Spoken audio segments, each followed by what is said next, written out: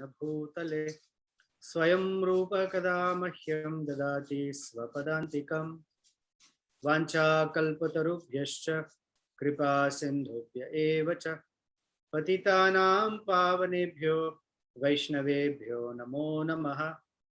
जय श्री कृष्ण चैतन्य प्रभु नित्यानंद श्री अद्वैत गदाधर श्रीवासादि गौर भक्तवृंद। हरे कृष्णा कृष्ण कृष्ण हरे हरे, हरे राम राम राम हरे हरे। मनोजवं मारुततुल्यवेगं जितेन्द्रियं बुद्धिमतां वरिष्ठं वातात्मजं वानरयूथमुख्यं श्रीरामदूतं शिरसा नमामि। पूजन्तं राम रामेति मधुरं मधुराक्षरम् आरुह्य कविताशाखां वन्दे वाल्मीकिकोकिलम्। आपदामपहर्तारं दातारं सर्वसम्पदां लोकाभिरामं श्रीरामं भूयो भूयो नमाम्यहं। दक्षिणे लक्ष्मणो यस्य वामे च जनकात्मजा पुरतो मारुतिर्यस्य तं वन्दे रघुनन्दनम्।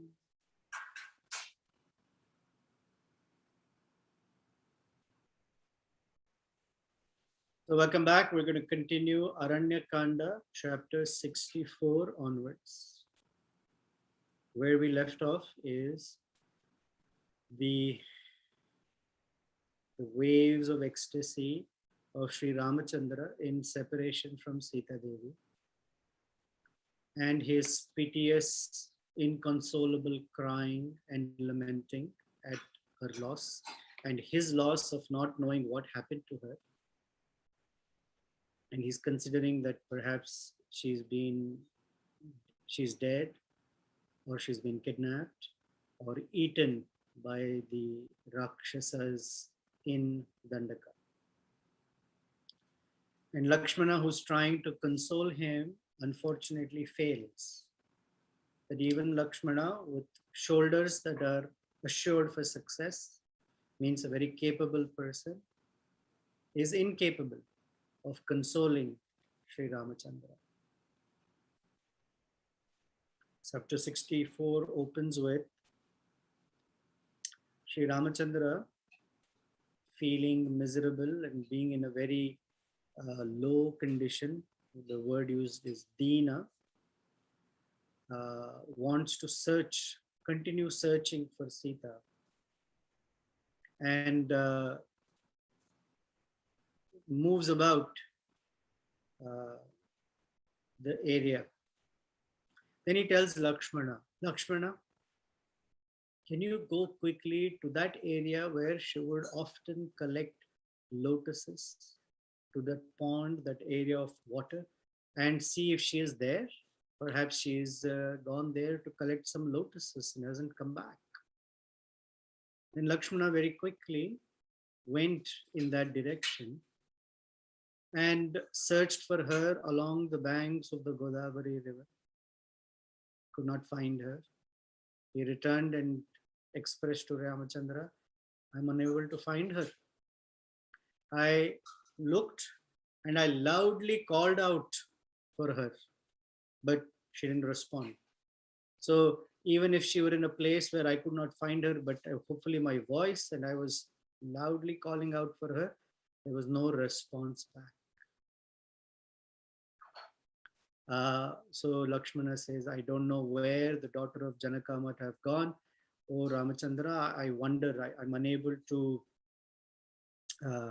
search for her. I'm unable to find her. Hearing Lakshmana's words were like daggers in Ramachandra's heart. Grief was increasing and increasing, and Ramachandra himself went to Godavari and loudly shouted, Sita, where are you? Where are you? And the river Godavari, who is actually supposed to be facilitating and serving the pastimes of Ramachandra and Sita Devi, did not respond back. Because Valmiki says she was afraid. She was afraid of Ravana.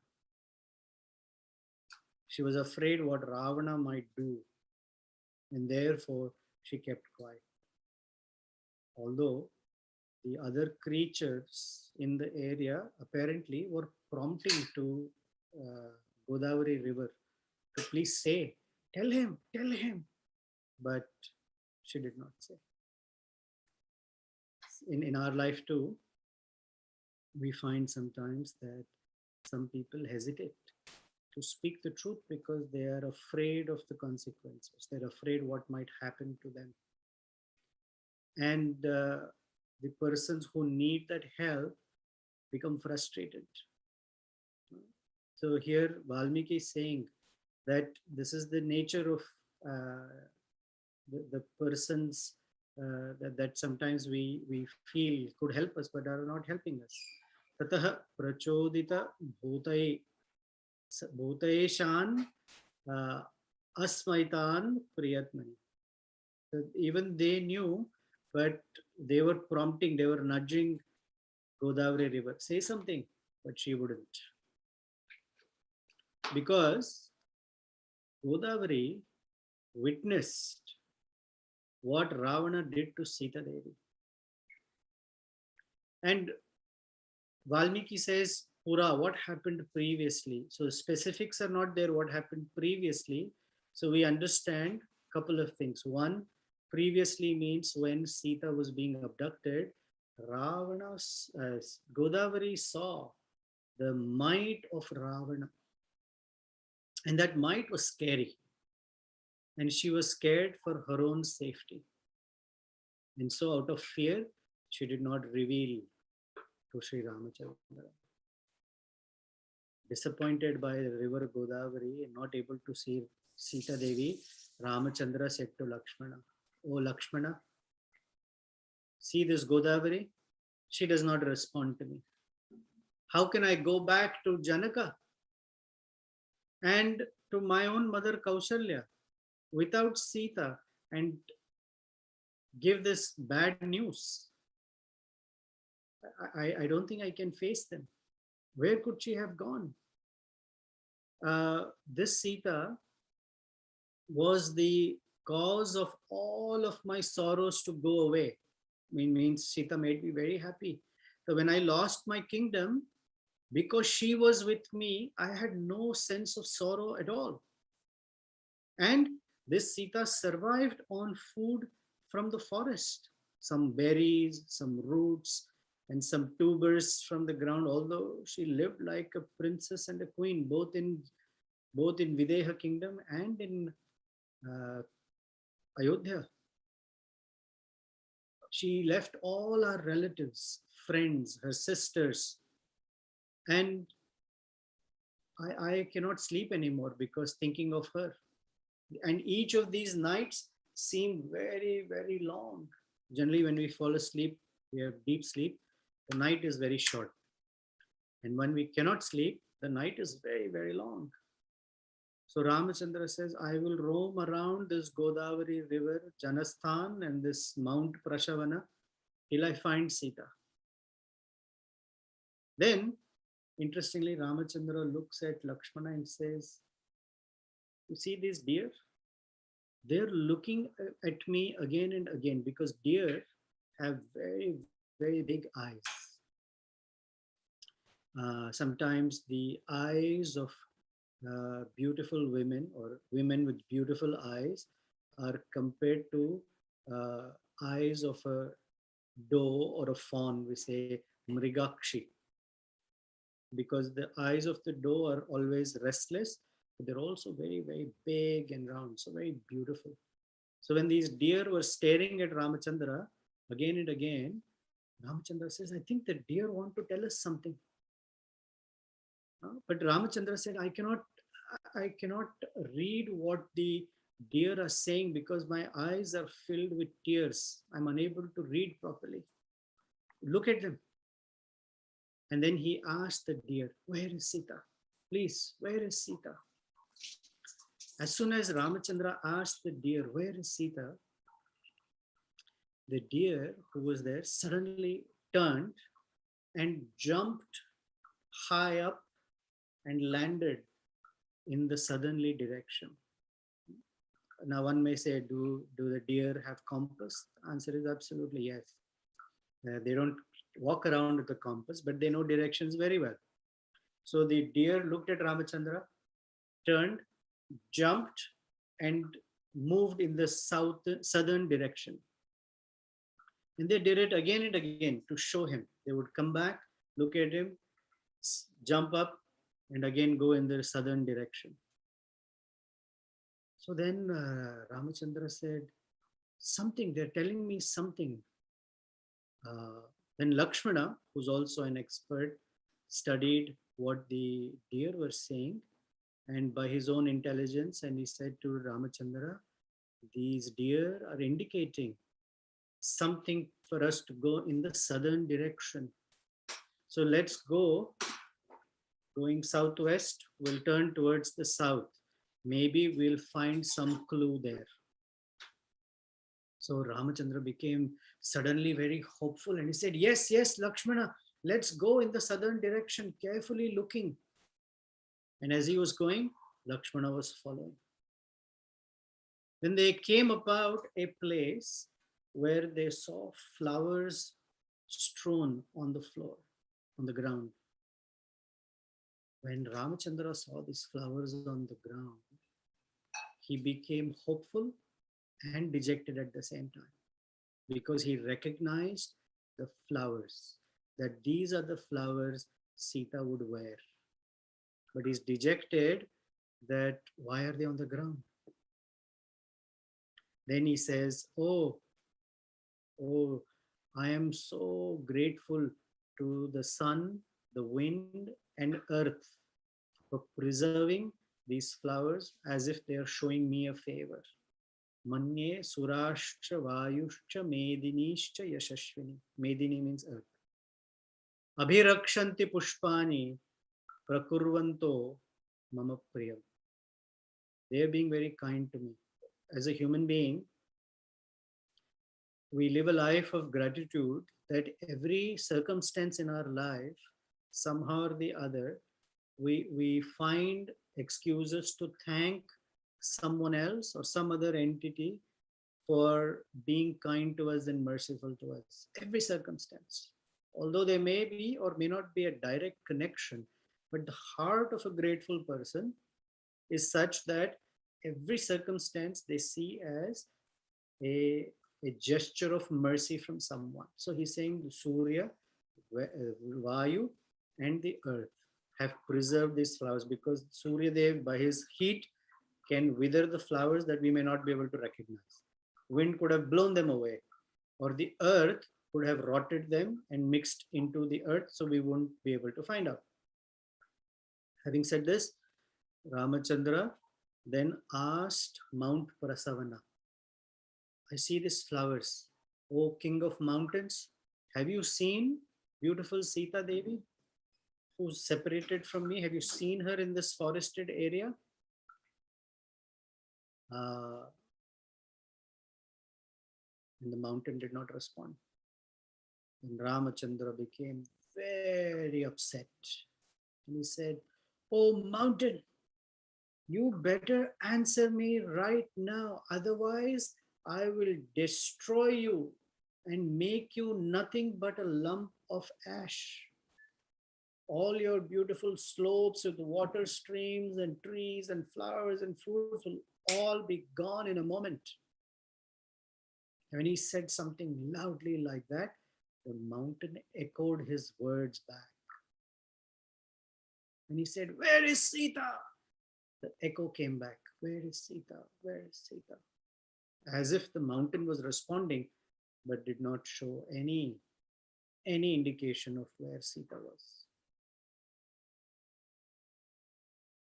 Then Ramachandra's anger increased, that I, the son of Dasharatha, will reduce you to a pile of ash if you don't tell me. Then he looked at the river and he said, river, tell me where Sita is.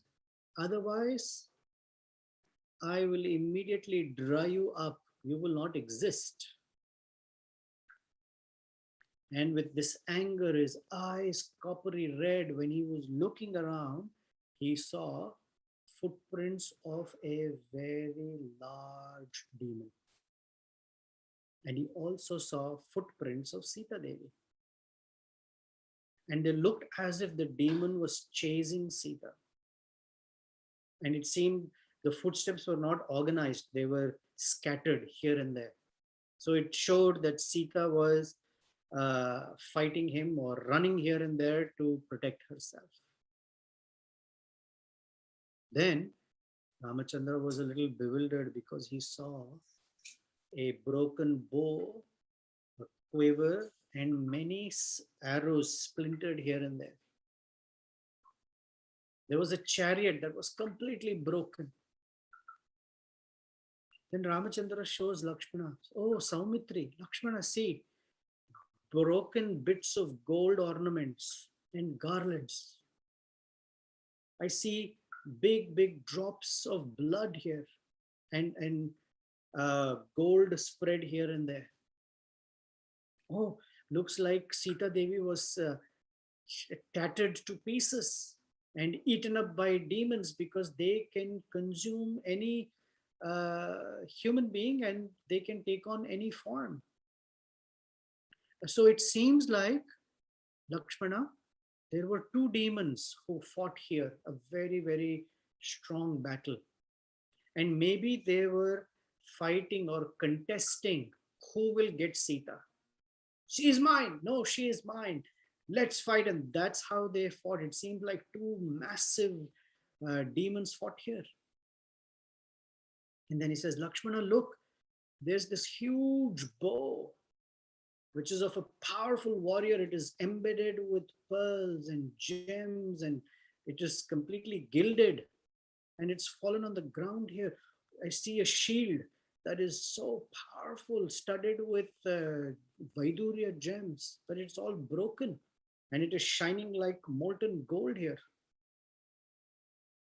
There is an umbrella that is usually fitted to a chariot that is 100 spokes to that umbrella. And that umbrella is completely tattered and broken. Great flowers are strewn here and there. I see dead donkeys. And these donkeys are not just the donkeys that we see in India, little tiny puny ones. These are massive donkeys, very powerful. And their chests are adorned with golden armors and plates. I see those plates completely shattered, broken, and the donkeys dead and fallen. Look at the faces of these donkeys. They're like a devil's face, but they're killed here. So whose chariot is this? This is shining like fire.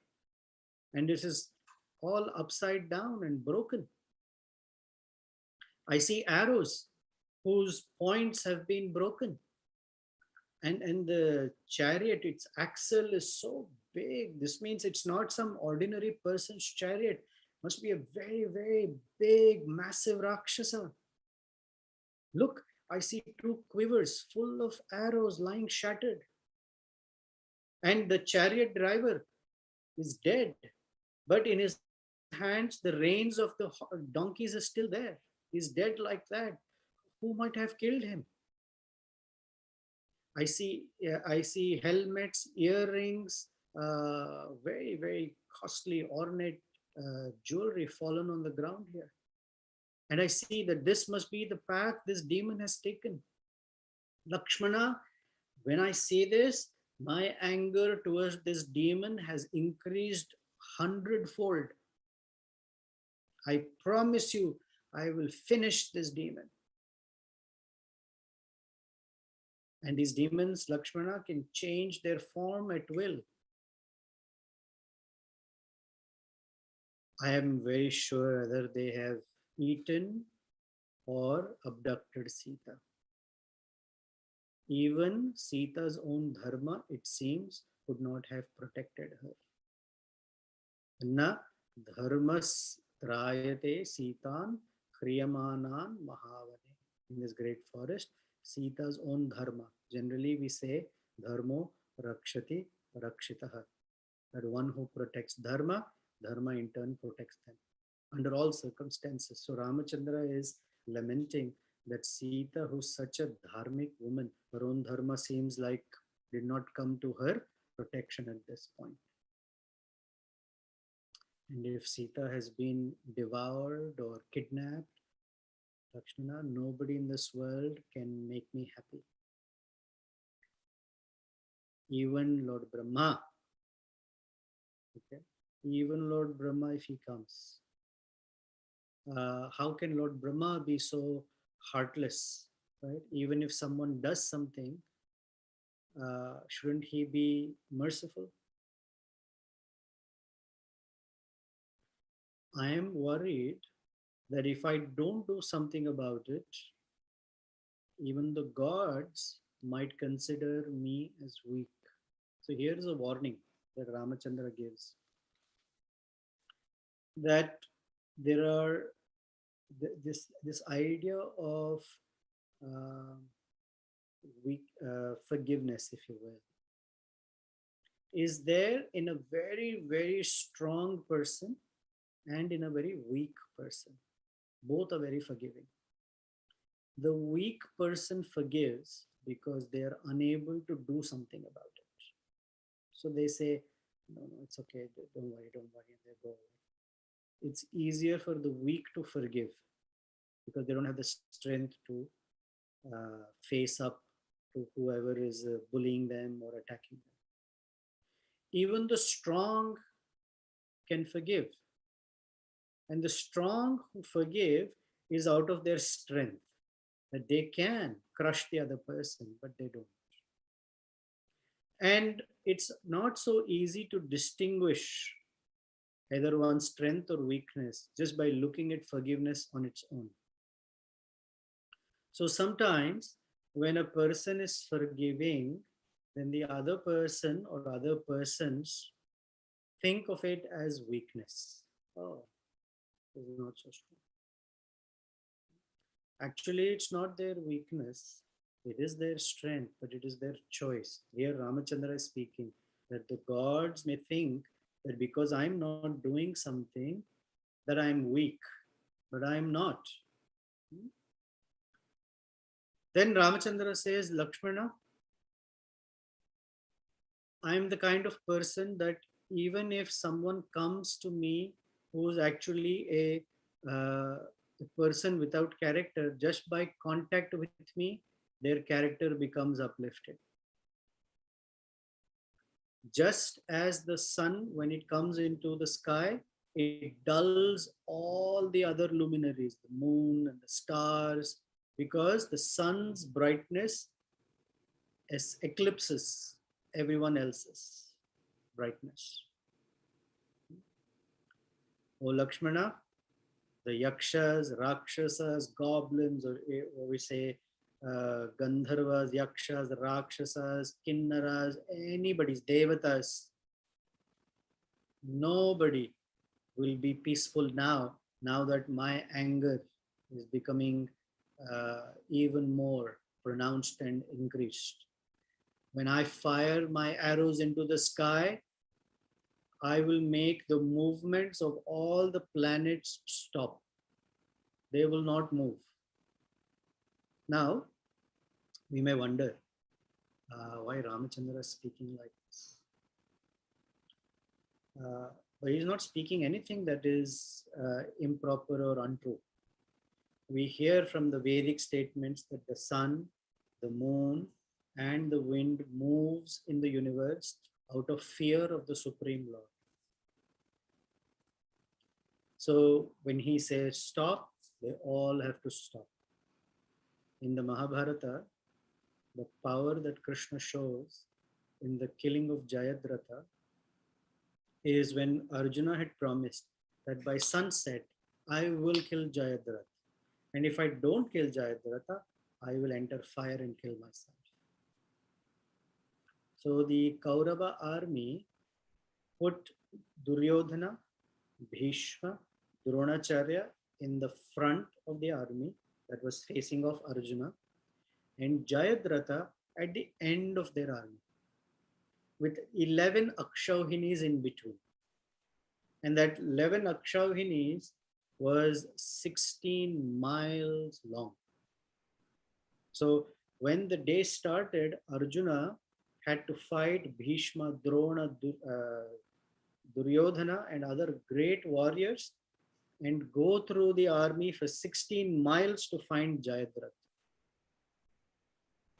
It was not easy. It was getting difficult as the day was progressing because the whole plan, strategy was, let's protect Jayadratha.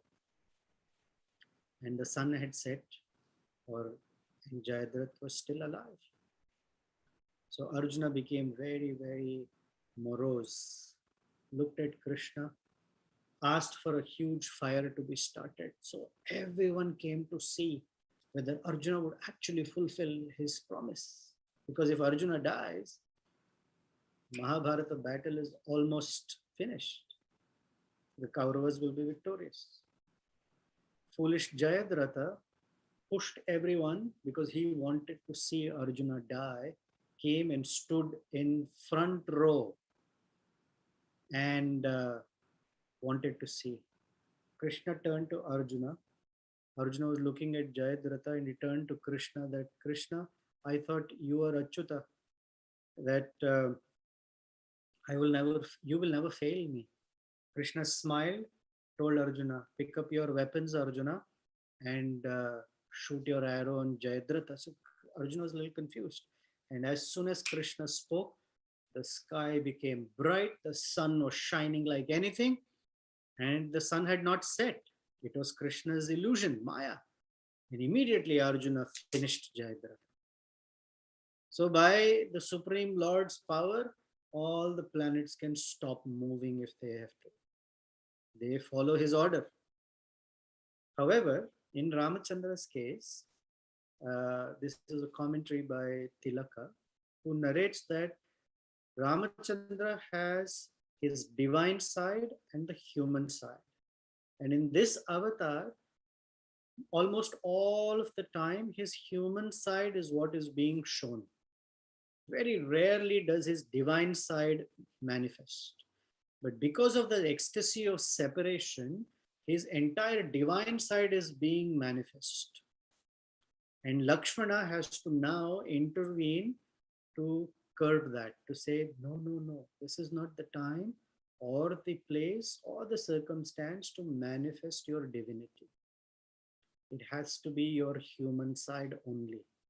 Because with your human side only is Ravana going to die. Because the moment Ramachandra announces and all the planets are afraid, then Ravana will get an indication. Ramachandra is not a human being. And Ravana, because Ramachandra wants to preserve Lord Brahma's boon, the avatar will not be successful. Of course, there's nothing in terms of failure for the Lord, but the purpose would not be fulfilled. So Ramachandra's anger is that ecstasy as the Supreme Lord. He says, Lakshmana, all the beasts and birds and everybody here will be scorched by the fire of my anger, because the demigods are not doing what they need to do right now. I will completely render this entire earth free of any living beings, moving and non-moving, because it is the Rudra Swarupa. Near the devastation of the creation, the heat is increased such that all living beings that are embodied are completely annihilated. And everything is washed away and creation starts again. So this is that Rudra Swarupa. Part of the, from a rasa perspective, Shringara rasa, out of separation, in the rasa of Madhurya, Raudra sometimes cannot mix. But this Raudra is not about Sita Devi. It is in Dasya, because they're all his servants. The Supreme Lord can show anger on the demigods. It's part of something that is a natural mixture. And he says, if the demigods don't hand over Sita to me right now, however, whatever condition she is in, even if she is dead, I want to see the dead body. If she's been taken away by someone, I want to see Sita right now. If they don't, then The demigods will not be able to withstand my fury. I will destroy all the three worlds right now. When Ramchandra spoke like that, Lakshmana became completely uh, disturbed and scared, like, oh my gosh, this Ramachandra is in a very fiery mood because of the separation from him. Then Lakshmana had to step in and he said, Sri Ramachandra, earlier you were very, very gentle. Purva Bhutva Mridura Danta Sarvabhuta Hiterata. Previously, you were Mridu, very, very gentle. Dantaha, self-restrained. And Sarvabhuta Hiterataha. You were fixed in benefiting all living beings. न क्रोधवशम न क्रोधवश आपन्नः प्रकृतिं हातुम अर्हसि. Please don't become angry and don't show your anger on this creation. You're always gentle like the moon. Therefore, your name is Ramachandra. Chandre Lakshmi Prabha. Surye Gatir Vayu Bhuvikshama. This is a very, very beautiful verse. Chandre Lakshmi Prabha Surye Gatir Vayu Bhuvikshama. Etatu Niyatan Sarvan Tvai Chanumatan Yashaha. He says, in you, these four qualities are always present. Chandre Lakshmi, just as the moon's calming, soothing quality is there, in you, that quality is there. You're always calming and soothing to anybody who comes to you. Prabha Surye, you are effulgent and you show, you give knowledge, you give direction, you give enlightenment to anybody who comes to you. Gatir Vayu, you have the speed and strength of wind. And Bhuvi Kshama, you have the tolerance of Mother Earth in you. This is your reputation and glory, that you are the personification of these qualities. So destroy this entire creation because of one person, somebody who abducted. I don't think that's a good idea. This is like killing this is my analogy. This is like killing a fly with a cannonball. Your anger is very, very big on this one. Let's look. You see the hooves of horses, the rims of chariots, all soaked in blood. It seems like there was a very, very horrible fight here. And Sri Ramachandra, I see that the fight was not just one, there were two here. But I don't see a big army. Only two sets of footprints, actually three. But when he's talking of two, he's talking of the two very gigantic beings that fought. So he's saying to destroy the entire world is not right.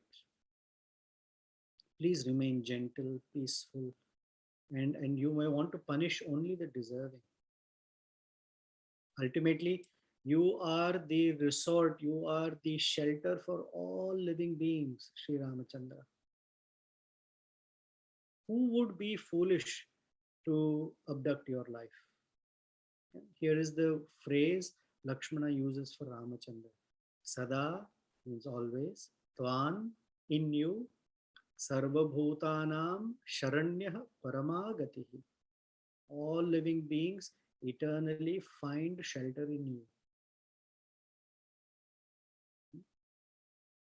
Then he says, just as those who are very pious don't do anything disagreeable or angry towards those who observe dharmic rules, rivers, seas, mountains, gods, Gandharvas, etc., they are not capable of causing you distress or happiness because they know that they will always follow you. You are dharmachari, they are also dharmachari.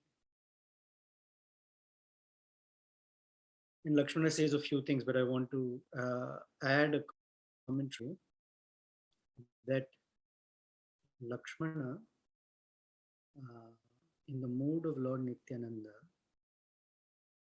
is stopping Lord Chaitanya, who was ready to punish Jagai and Madhai. Because Lord Nityananda's plea to Lord Chaitanya was, so, oh Mahaprabhu, if you start killing Jagai and Madhai, you would have to kill the entire universe because it is filled with Jagais and Madhais. Then how is it possible? And then he held Chaitanya Mahaprabhu's feet and he said, please show them your mercy. Please. Because these living entities deserve your compassionate glance, not your fiery view. So thanks to Lakshmana, and he's stepping in to pacify Sri Ramachandra, but this universe is still there and not burnt away. And then Lakshmana continues to describe this scene. He says, let's take, I'm here, let's ask the great sages who are also living in these areas, and let's search for Sita Devi. Let's search the oceans, the mountains, forests, caves, rivers, lotus ponds, wherever we can search. We'll search relentlessly for her. In fact, we will even, if necessary, go to Swargaloka to search for her. O Sri Ramachandra, if you propitiate the gods, if you seek their help, and if after all of your requests they don't help you, then you can take a very strong action at that time. Right now, first step is not that. Let's try other means, by humility, by trying to reconcile. Let's try that. So Lakshmana is giving us the indicator, because he is guru. He is giving instructions, not to Ramachandra, but to us. He says to Ramachandra, or the verse here Valmiki writes is, Shilena Samna Vinayena Sitan Nayena Na Prapsyasi Chenanendra Na Prapsyasi Chet Narendra Tata Samyudasaya Hema Punkhair Mahendra Vajja Pratima Shaudhai. He says, first, Shilena. Shila means good behavior, cultured. Let's ask the demigods in a cultured way, meaning, hey, please, I need your help. Samna, with a sense of appeasing them. Then he says, Vinayena, with humility. Sita Nayena, let's ask. If that doesn't happen, then you can mount golden feathered arrows to your bow and finish them off. What he's saying is, please take the role of a human being. Don't manifest your divine supreme powers just yet.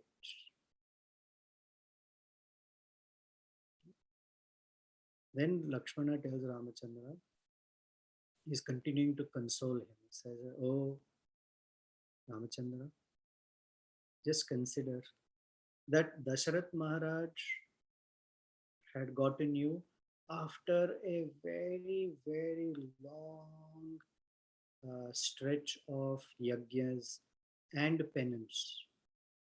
Just the way the demigods got nectar after a lot of churning and effort and yajna, a lot of austerities. And Dasharatha became very famous, not on his own, but by your grace. When you were born to him, Dasharatha became even more famous. And by you, he went to the higher worlds. It was your grace by which he went to the higher worlds. If you cannot somehow bear the sorrow, can you please tell me how weak people can ever bear? If the strong persons cannot show compassion, if strong persons cannot show forbearance and tolerance, how will the weak people follow? Oh, best of human beings. Again, he's constantly calling him human being so that Ramachandra's mood will shift. Oh, best of the human beings, if you grieve and you burn this entire world with your brilliance, then ordinary people who want relief, how will they get it? Hmm? And as far as the world is concerned, this is how the world is created. Dukhalayam ashashvatam. Lokasvabhava evaisha. This is just the nature of the world.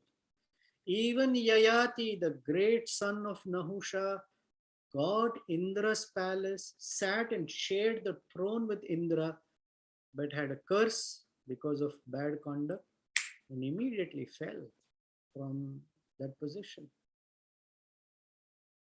Sage Vasishtha, our own Guru, such a great person. To him, 100 sons were born in one day, and all of them died in one day by Vishwamitra's curse. You, Ramachandra, uh, the Mother Earth is like you, unshakable, very, very tolerant. Yet the earth shakes sometimes as earthquakes, as volcanoes, you will see.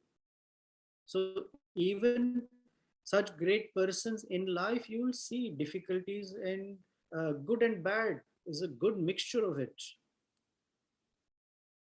Even the sun and the moon, which are supposed to be the eyes of the Supreme, and they see everything that is happening in this world. Even those great persons are eclipsed. So even the point is making is even the greatest of persons are not free of distresses, are not free of difficulties, are not free of calamities. Then what to speak of ordinary people? Therefore, fate or providence does not spare anybody. Great creatures, great personalities, even the demigods are not spared. He says even Indra, even the great deities that are ruling the universe are also treated to the power of justice. Something goes wrong, they do something wrong, they are punished by Kala, by justice. So even if Sita is unfortunately abducted or killed, please don't grieve like this right now. Let's go and search for her. Great people like you, not like you, great people face difficulty. So let's not lose heart. Rama, you, and then Lakshmana, very, very amazingly. And he said, good results cannot be distinguished so easily between what comes. Let me read the Sanskrit. Sanskrit. He says, a person who cannot distinguish between what is dharma and adharma, for such a person, good results will never come in their life. Because they are very unstable in their behaviors. They're very unstable in their character. And then immediately Lakshmana with folded hands said, Ramachandra, I am not instructing you. This is what you had instructed me previously.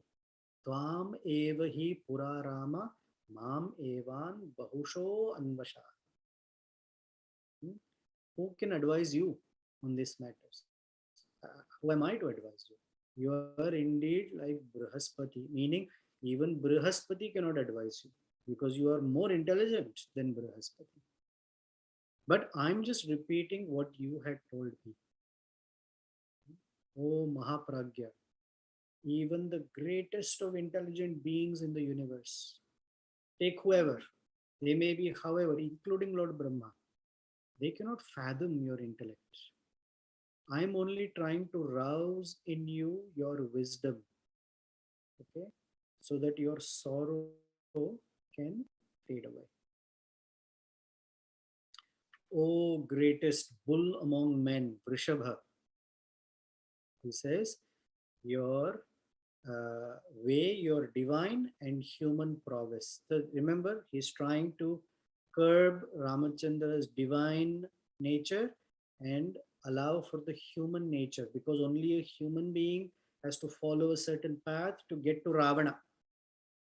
So he says, Divyancha Manushancha Tvam Atmanascha Parakramam Ikshvakur Rishabha Ikshaya Yatasva Dvishatan Vadhe.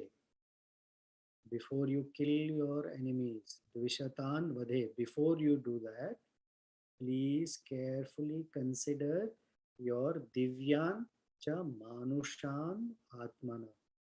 Please don't take on the role of the Supreme Personality right now. That's not what is required. What is required is your human side.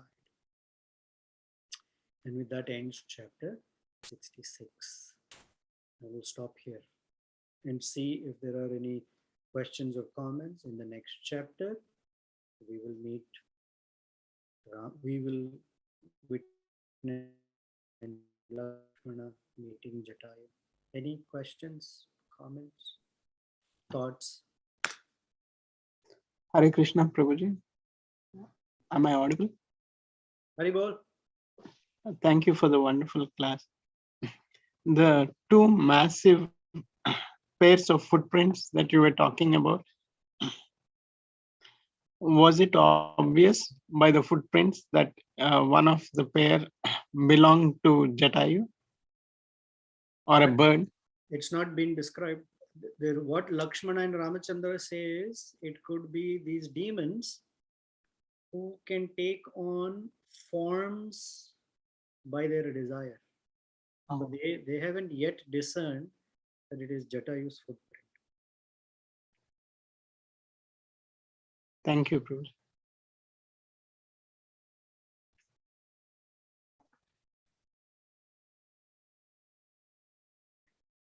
You guys liked Lakshmana's instructions about not instructions, but his appeasing Sri Ramachandra, the qualities of this moon, sun, wind, and earth in him, and also how he's telling human beings should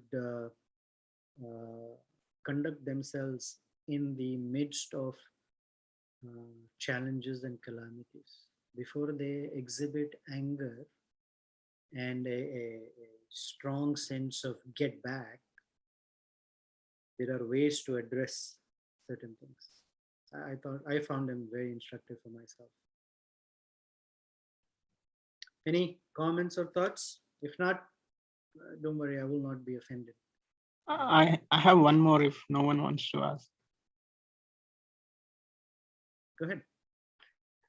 Prabhuji, now that you're saying that in this situation, Lakshmana is trying to, I wouldn't say instruct, but kind of remind Lord Ramachandra about his position or what he is supposed to do. And I'm trying to wrap my head around this point where Lakshmana is instructing the Supreme Personality of Godhead, not instructing, it's like telling the Supreme Personality of Godhead the right path. We also see that when Ishwarapuri was in going through the pangs of separation, one of his disciples, I forget his name, he told him, what to do or not to do, and which was considered very offensive. Ishwarpuri um, chastised him. How do we reconcile with these two scenarios? Okay, the two are diametrically opposite. So here's the very first verse of chapter 67. Valmiki says, Purvajo api matrastu Lakshmanena Shubhashitam Saragrahi Mahasaran Pratijagraha Raghava. So, first of all, Ramachandra is called Saragrahi, one who can catch the essence of what is said. So, he's not only picking up the message, he's also picking up the mood. Saragrahi. Mahasaran. Mahasaran, the great essence that Lakshmana spoke. Lakshmanena Shubhashitam. Subhashita. Bhashita means spoken. Subhashita is spoken very nicely. Lakshmanena. Who is Lakshmana? Younger. So he says, Purvajo api uktamatras. Although the older has been spoken to, Ramachandra, who's Saragrahi, picked it up. So, first of all, there's no offense at all. Lakshmana is very, very amazing. Second, in the case of Ishwarapuri, not Ishwarapuri, it was um,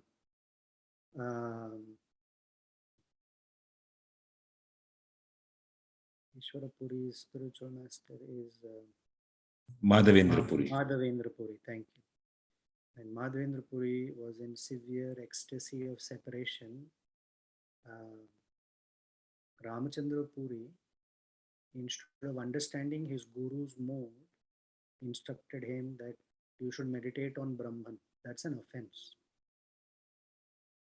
Here, he is facilitating Lakshmana is facilitating the humanness of Ramachandra so that they can get to Ravana. Okay. Then, from a worldly perspective, this is what I appreciate. Sometimes Ramachandra and Lakshmana, they represent the heart and the head of a person, or to say it differently, the emotional and the rational aspects of a person. They just manifest in two different. Lakshmana is a very emotional person, by the way. Emotional when it comes to his service to Sita and Ramachandra.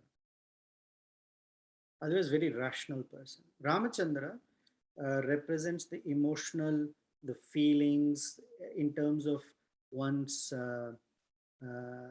elevation in the path of bhakti. So we all have a struggle or a tug of war between our emotional side and our rational side. In the path of bhakti, both are required. Therefore, Ram and Lakshmana are in the forest. However, the Ramachandra is the older or superior one. Because as our bhakti develops, we go from rules and regulations and uh, the rationality of it towards the spontaneity of it. Spontaneity is all about emotions and spiritually speaking. Okay, we're not talking emotional like, you know, emotional persons who don't know how to handle their mind. Not that. So please, within the, I'm speaking very strictly within the boundaries of pure devotional service. Vaidhi sadhana bhakti gives rise to raganuga bhakti and bhava. In bhava, if we read Rupa Goswami's teachings, it's far beyond rules and regulations. Rules and regulations are very rational. Oh, I shouldn't touch this. Oh, I shouldn't eat that. Oh, I shouldn't be like. But in bhava bhakti, in prema bhakti, when Narada asked the gopis, can you give me some foot dust from you? Because Krishna wants to rub it on his forehead for a headache, for being relieved of headache. Others who were all into rules and regulations said, oh, no, no, no. The gopi said, please take as much as you want. because relieving Krishna of his headache is more important. Or one of my pastimes that are very dear to me is in Chaitanya Mahaprabhu's case. He was lying down in the Gambhira, and Govinda came to massage his feet in the afternoon after lunch. And when Chaitanya Mahaprabhu was lying down right next to the door, ordinarily, you don't cross over a alive person. You only cross over a dead body. But Govinda crossed over and continued massaging Chaitanya Mahaprabhu's feet for an hour or a couple of hours. When Chaitanya Mahaprabhu awakened from his afternoon rest, he looked at Govinda, who was sitting here, and said, Govinda, have you had lunch? No, Mahaprabhu, I haven't had lunch. He said, it's so late in the day. Why not? Why didn't you have lunch? He said, well, you're lying down here. How can I cross over and go and have my lunch? So Chaitanya Mahaprabhu was very intelligent, said, but how did you cross over? How did you get into the room in the first place? On this side. He said, I crossed over you and came.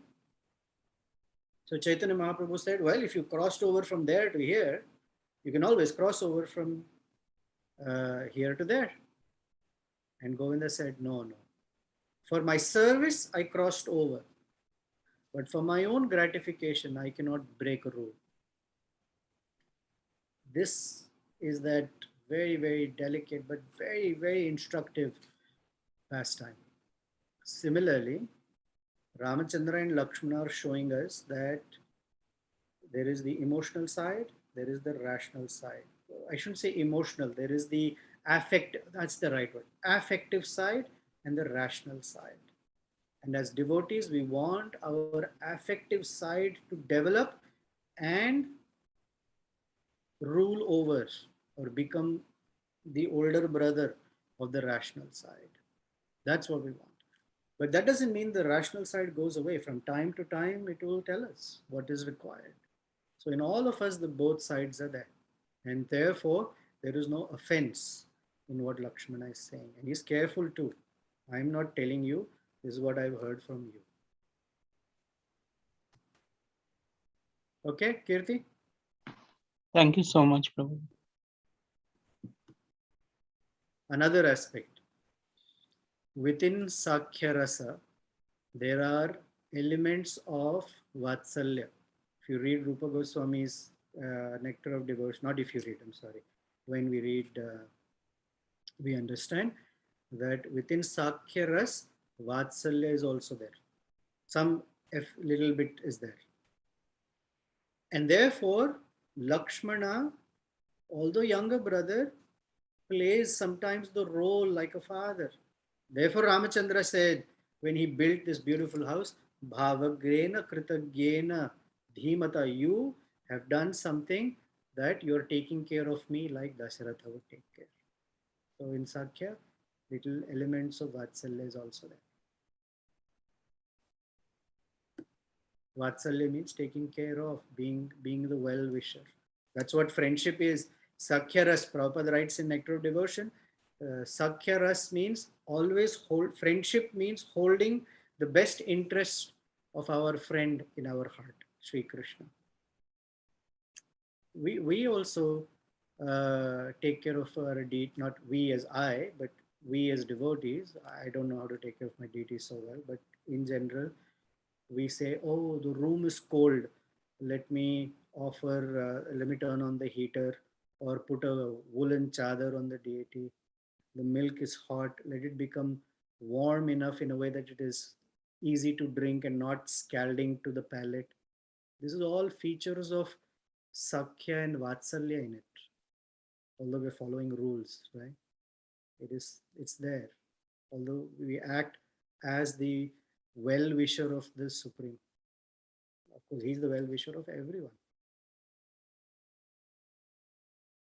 Is that okay for you, Kirti, in different ways to appreciate what Lakshmana is saying? Thank you so much, Prabhuji.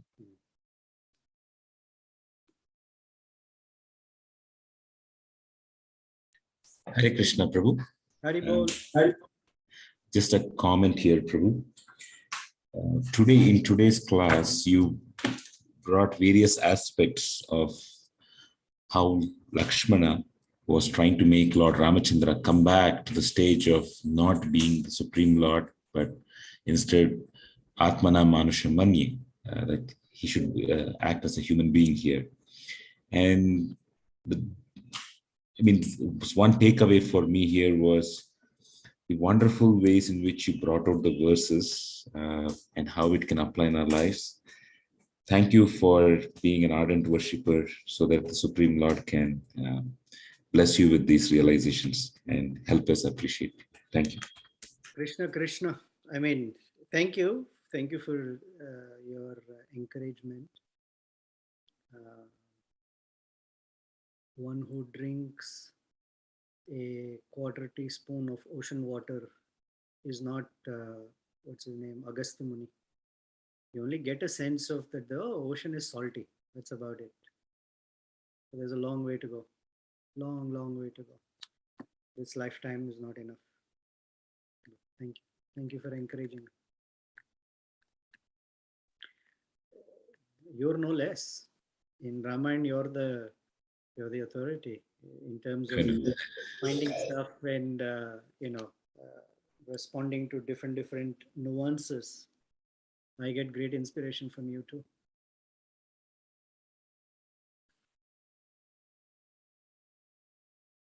Okay, any final comments, thoughts?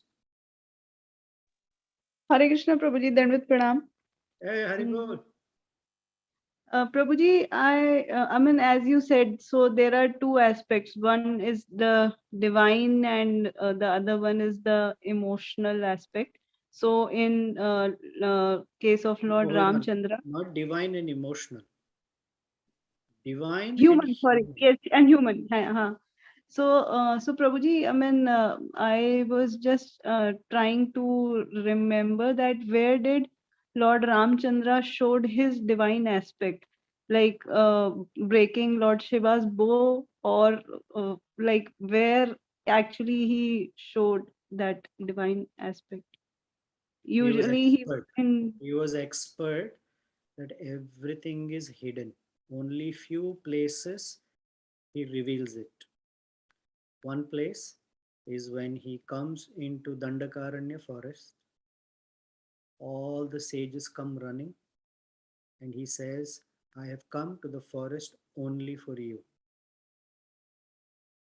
Although he only takes their association and learns from them, in that he's telling them that for thousands of years you've been praying, I've come to give my association to you. Paritranaya sadhuna.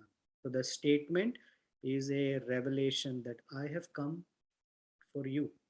That's one area. Another area is coming up in the next few chapters. He tells Jatayu, right now, go to the ultimate destination where the great devotees go, to Vaikuntha Loka. The question that is raised by commentators is there any human being who has the ability to tell someone, go to Vaikuntha right now? Absolutely not. But he did. How can he say, is he arrogant? Is he so self-righteous that he can? No. That is the little, his heart is flooded with such gratitude that he breaks character and says, Jatayu. I mean, a vulture going to Vaikuntha is unheard of. But that's what Ramachandra did. That's another instance. Then there are, when Hanumanji meets Ramachandra for the first time, he asks them some questions. Those are all statements of Rig, Sam, and Yajur Vedas. And that is for Ramachandra turns to Lakshmana and says, oh, he's speaking very, very nicely because he's very learned in the Rig, Sam, and Yajur Vedas. Ordinarily, it seems like a human conversation, but it is not. In fact, we don't have the time for it, but the one shloka Hanuman speaks where Valmiki says is Bahave, many arms. So generally in Sanskrit you have singular dual, and plural. Bahu is one, Baho is two, and Bahavaha means many arms. So generally, I mean, human beings only have two arms. So Hanuman should have said something, and yes, Hanuman is an expert in grammar. Not one time he has read grammar, but he has learned 9 types of grammars. Nava Vyakarana Pandita. But he, instead of saying Tvam Baho, he says Bahavaha. I see many arms, which means to Hanuman, the commentators say Hanuman saw the four-armed features of both Rama and Lakshmana. But the verse is hidden in such a way that Rama and Lakshmana together have 4 arms, so Bahavaha makes sense. Like that. That's enough for today. Does that help you? Yes, thank you, Prabhuji.